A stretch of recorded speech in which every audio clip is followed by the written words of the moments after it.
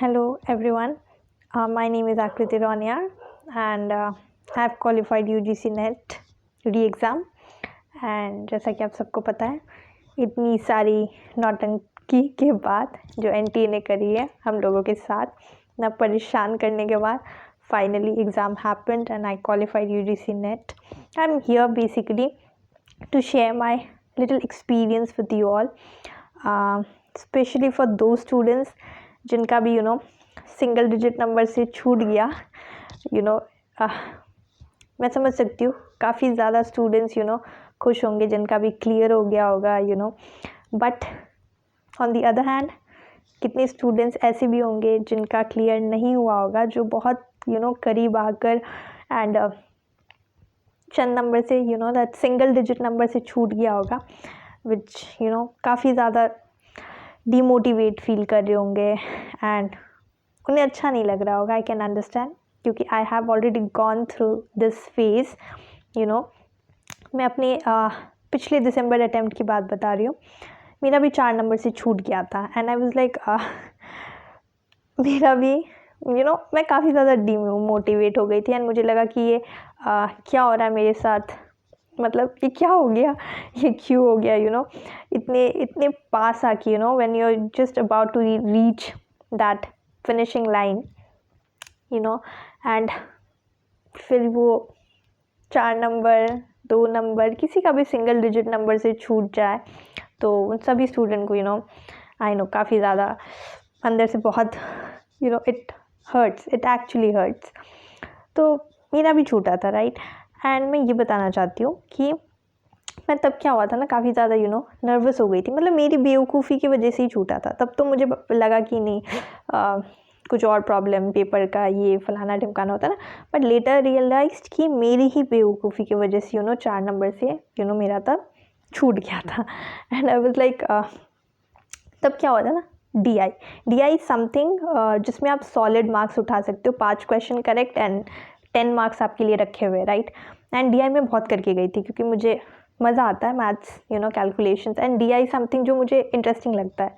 Proper maths नहीं मज़ा आता बट डी आई समथिंग जो काफ़ी इंटरेस्टिंग लगता है मुझे. तो मैं डी आई अच्छे से करके गई थी. बट सबसे पहले क्या हुआ ना डी आई मुझे टफ़ लगा एंड आई वॉज लाइक मुझे इतना टफ़ क्यों लग रहा है. मैंने तो मतलब अच्छे से डी आई किया, इतना प्रैक्टिस करा है मैंने, फिर ये मुझे इतना टफ़ क्यों लग रहा है.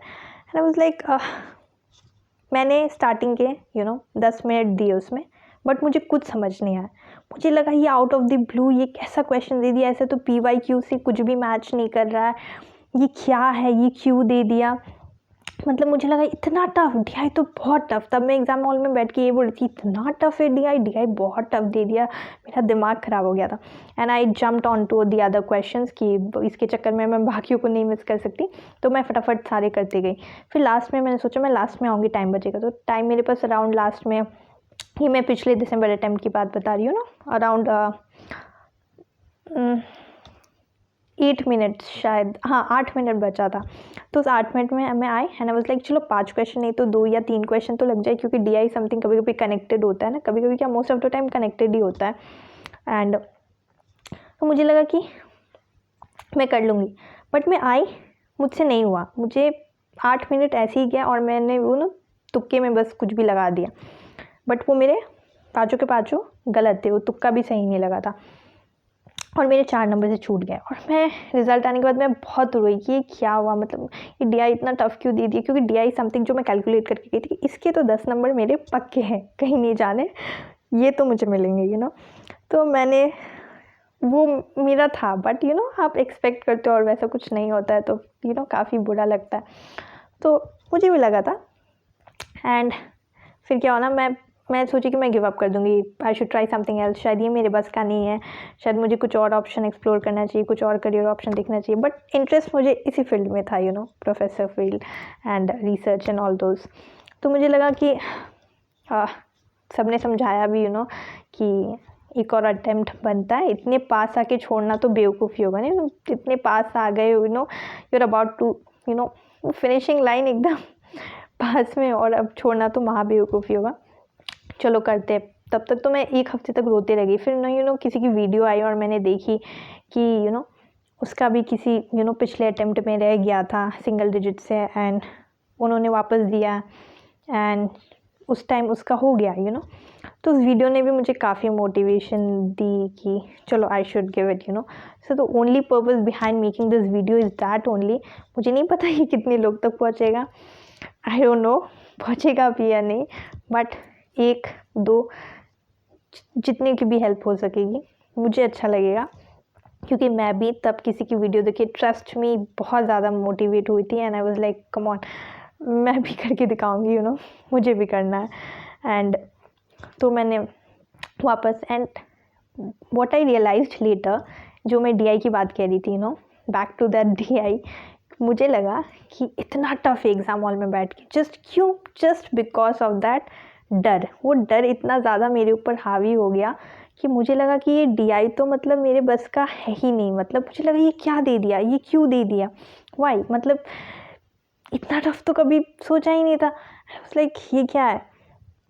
बट वही सेम चीज़ जब मैंने घर पे बैठ के शांति से मैंने करा, विदिन 10 मिनट्स मेरा पाँचों का पाँचों क्वेश्चन हो गया, ट्रस्ट मी, एंड यू हो गया। मुझे दिमाग ही नहीं लगाना पड़ेगा, पढ़ा, मैं बैठी और मैंने वो लिया, एंड सारे आसानी से हो गए। और मैं सोच रही हूँ कि यही सेम चीज़ मुझे एग्ज़ाम हॉल में इतना ज़्यादा क्यों टफ लग रहा था।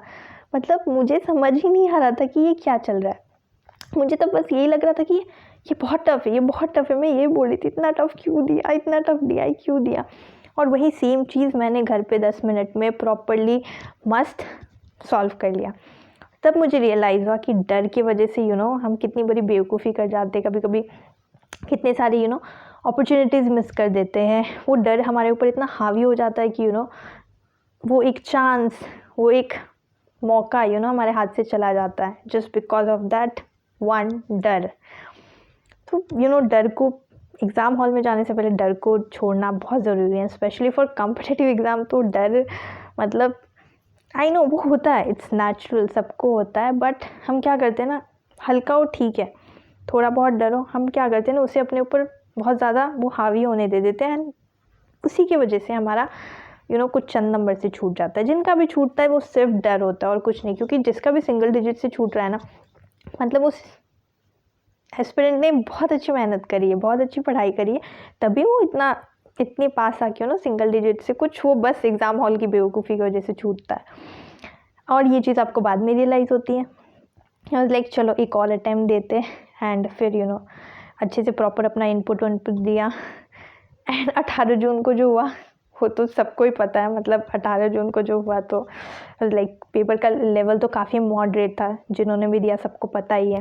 एंड आई वाज लाइक अच्छा था, मैं भी खुश थी काफ़ी कि चलो मतलब अच्छा गया paper, and I was happy. But paper leak हो गया, एंड फिर मैं काफ़ी ज़्यादा बहुत रोई फिर लगा कि चलो, तब तो मैं अकेले नहीं थे, हम 11 लाख एस्पिरेंट्स थे, एंड सब ने जिन्होंने भी इतनी ज़्यादा मेहनत करी हुई, हर किसी को उस वक्त काफ़ी बुरा फील हुआ होगा। एंड तब भी मुझे लगा था कि आई शुड गिव अप, छोड़ो यार, कुछ और ट्राई कर लेंगे, छोड़ो यार, हटाओ, कब तक एक ही लूप होल में घूमते रहना, इट बिकम्स इरिटेटिंग। वो सब्र नहीं रहता है, पेशेंस नहीं रहता हमारे अंदर। But any which ways I thought चलो नहीं, इतना पास आ गया। और ये था ना कि चलो दिसंबर साइकिल तक वेट, अगर दिसंबर साइकिल तक वेट करना होता तो मैं तो शायद मैं गिव अप ही कर देती, मैंने सोच रखा था।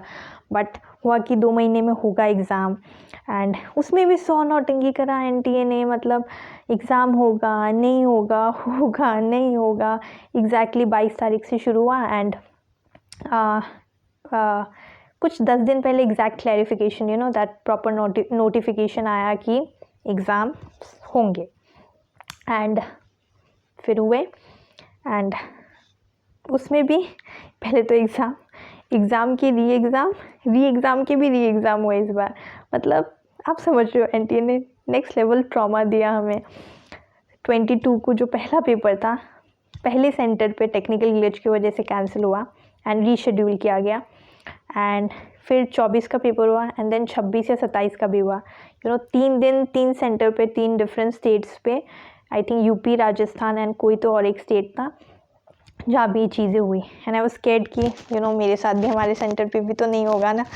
एंड मेरा 2 तारीख को पेपर था एंड उस दिन इवनिंग शिफ्ट, जैसे ही 3 बजा इन्विजिलेटर्स आए एंड दे सेड कि टेक्निकल ग्लिच और एग्ज़ाम को रोक दिया कि अभी नहीं होगा।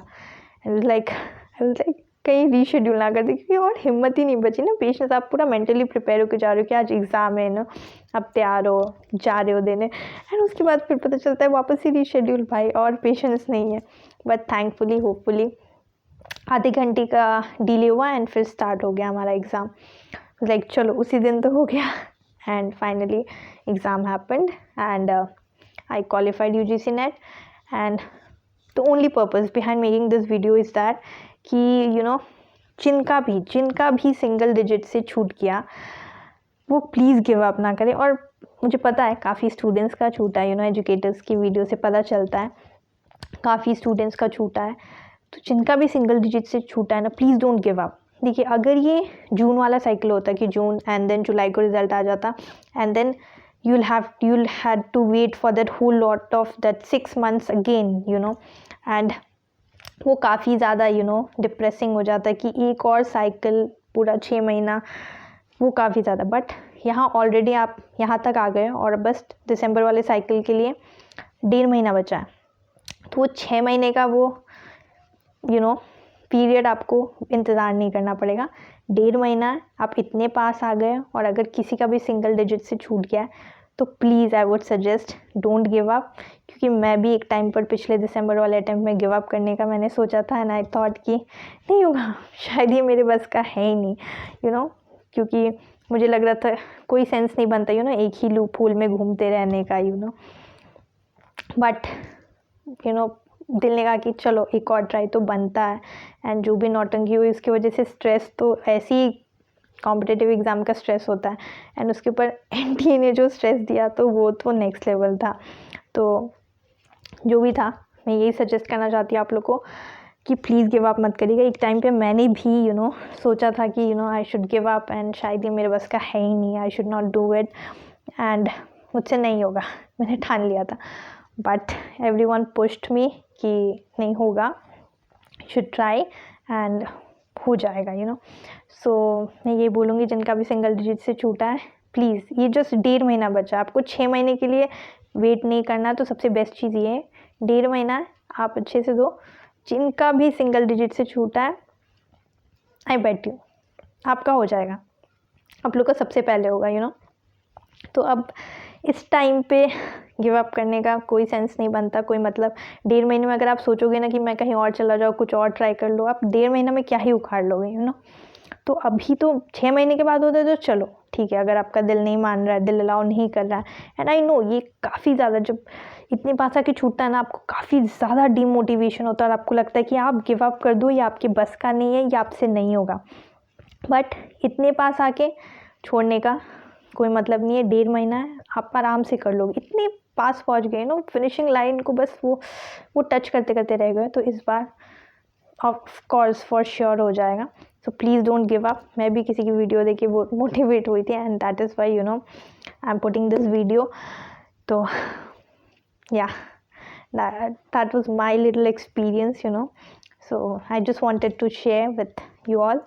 I don't know कितने लोग देखेंगे, as I said मुझे नहीं पता but मैं genuinely डालना चाहती थी एंड कुछ 1-2 चंद लोग भी मोटिवेट होंगे और जिनका भी सिंगल डिजिट से छूटा होगा और वो गिव अप नहीं करेंगे तो मुझे बहुत खुशी होगी, क्योंकि मैं भी खुद किसी की वीडियो देखकर मोटिवेट हुई थी and I didn't give up.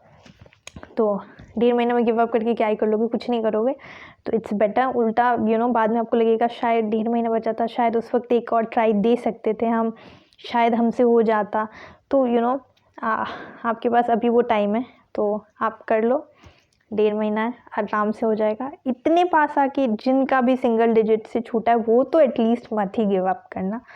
सो या that's all and next video में I'll be sharing my YT resources कि मैंने कहाँ से कैसे तैयारी करी थी एंड ऑनलाइन कोचिंग जो भी बेसिकली मैंने मेरे YT रिसोर्सेज ही रहे हैं।